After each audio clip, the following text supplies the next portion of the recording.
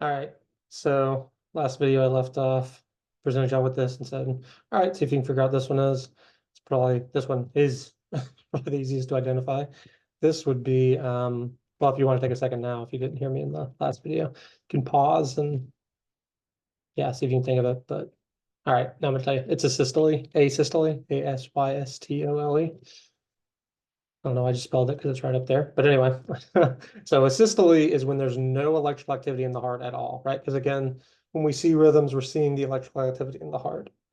If there's no electrical activity in the heart, that is very bad. If you have this, you are passed out most likely. You are not breathing and your heart's not beating. So you will die if you're not already dead, unless you get immediate medical intervention, immediate emergency medical intervention.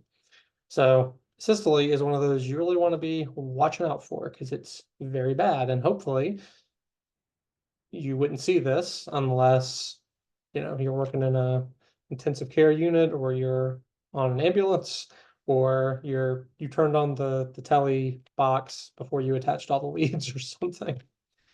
So what to do if you have a patient though that is in asystole? Um, so again, this is not a ACLS course. I mean, obviously it's online, so it would be kind of hard to do that justice, I think, fully online anyway. So we're not going to go into a ton of depth, but generally, first thing is CPR. So if you're in this class, if you're in nursing school, you've taken a CPR class, you have BLS, basic life support. If there is no pulse on the patient, and this is true regardless of the rhythm that's being shown, if there's no pulse, if there's no palpable pulse, initiate CPR. So you should be doing CPR. And obviously initiate the emergency response system if you haven't already. In addition, if we have access, if we're in a hospital setting or you have like access to a crash cart or you're on an ambulance or something, the typical intervention is you give epinephrine, 1 milligram every 3 to 5 minutes IV until they improve. You can also use vasopressin, 40 units, to replace some or all of those epinephrine doses. So either one of these can be used, and the reason is they're vasopressors. They're gonna, hopefully kind of help restart the heart, get it beating again. Because of the fact that they're likely going to be unconscious, or you know, some people might even, they might just say if you're in asystole, you're technically dead. I don't know if I'd agree with that, but yeah, some people might argue that. They're not breathing.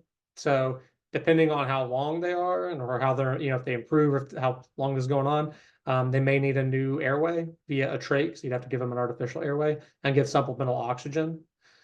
So that's very, very possible. So I put these under maybes, but it's one of them isn't so much a maybe, it's just don't really do it.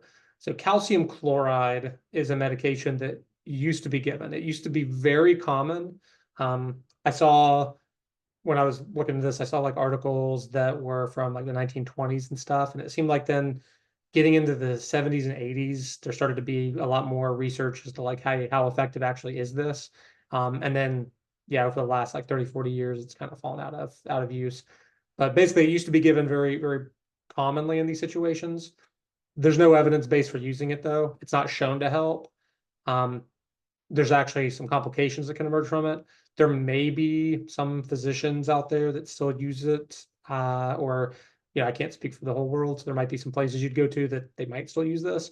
It is not recommended by the American Heart Association, and it should not be an intervention.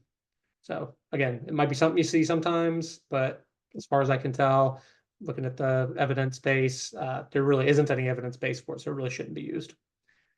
Sodium bicarbonate. This is not so much to treat the asystole. It's not going to resolve the asystole, but it's used to treat metabolic acidosis that might happen as a result of the patient being an asystole, right? So this is not routine, and this is also not recommended by the American Heart Association. However, there are like niche cases where it might be used. And again, from what I've read and what I've been able to find, the most common time you'd see it is if somebody's in asystole outside of the hospital setting and giving it to them on their way to the hospital. So it might be useful there. But again, that's a strong maybe.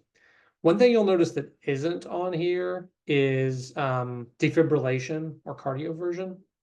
So when we defibrillate somebody, we're basically kind of like restarting the heart. I'm sure everybody's familiar with an AED, hopefully at this point, and automatic external defibrillator. If somebody's in asystole, we should, through the process of the CPR and the emergency response system, we should be attaching leads. I mean, they should already have telemetry leads on them if we see asystole, but if they didn't, you'd put an AED on. So in some situations, somebody might be in asystole and have an AED on them because that's it's analyzing the rhythm to advise us whether we need a shock or not.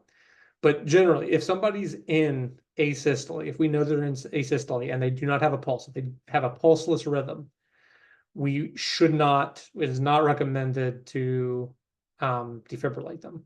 And the reason is because it's not going to do anything. It can't do anything if there's no electrical signal from the heart. So we have to get the heart restarted. So again, it's just, there'll be situations going forward where, yeah, we are going to defibrillate people and they are also, some of them, lethal rhythms. With asystole, though, there's no electrical activity in the heart. And so, yeah, it's not recommended that you just like defibrillate people if there's asystole. So yeah, so that's it for asystole, and we'll pick up with the next rhythm coming up in the next video.